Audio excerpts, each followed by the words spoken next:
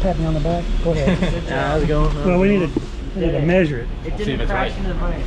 So That's we got compressed air here. All of our coolant. Looks pretty good. Obviously, you know, if your tool paths are right and everything, it's gonna come out pretty close to your simulation. Move the vise closer to me, just handle driving in. Like I was saying with these chips, you know, if there's a ton, you can pull them off.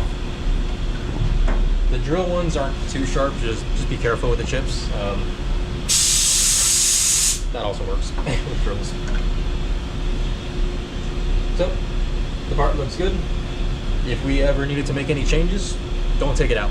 If there's something that like, I need this to be perfect, I need to remeasure it, maybe changes, as long as this doesn't move, you can just re-export another program, hit go, rerun whatever you need. In other words, you would want to go look at it, make sure you didn't miss a hole or But something. as soon as I undo that vise, if I want to do something again, I got to reprobe it.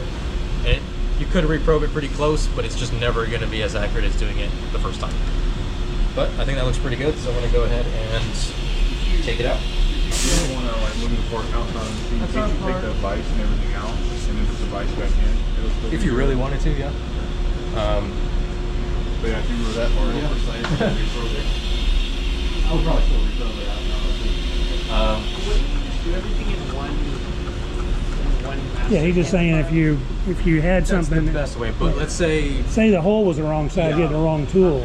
or maybe I wanted to make this to go deeper. Because this is not taken out, I can go to Mastercam, reset my depth, reload it, and just run it. It's a good point. Those counterbore holes, about half of y'all have the wrong counterbore depth on your hole, and your screw is going to stick up above that surface.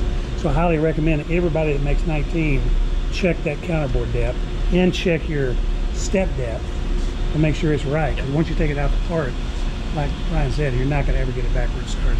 So with the counterbore, on your programming, because it has the tooth levels, if you want a counterbore that's a 1/4 inch deep, you need to actually add the pilot, which in this case is 4.5 millimeters, to make sure that the actual counterbore part gets to the right depth.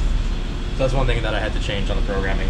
And I think we'll probably give you guys the custom tool I made. Good, good. So the simulation will match it. He had to make a custom tool because that tool wasn't in the Mastercam tool library. So in Mastercam, you say like make counterboard so and so deep, but then the program does it, including the Mastercam does everything off the tip of the tool. Right. Yeah. Okay. But our counterbore is technically not from the tip; it's 4.5 millimeters from it.